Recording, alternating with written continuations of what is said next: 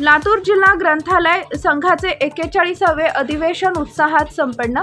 लातूर जिल्ह्यातील वडवळ नागनाथ इथं लातूर इथं जिल्हा ग्रंथालय संघाचे 41वे वार्षिक अधिवेशन उत्साहात पार पडले।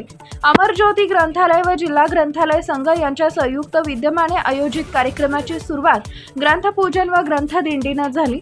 अधिवेशनाचं उद्घाटन सहकार मंत्री बाबासाहेब पाटील यांच्या हस्ते झाले, तर अध्यक्षस्थानी डॉक्टर गजानन कोटेवार होते। यावेळी ग्रंथालय क्षेत्रात उल्लेखनीय कार्य करणाऱ्यांचा सन्मान करण्यात आला।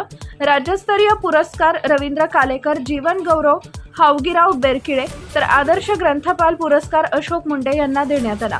मंत्री पाटील यांनी ग्रंथालयासाठी 20 लाख निधी देण्याचे आश्वासन दिले। कार्यक्रमात मोठ्या संख्येने उपस्थिती होती।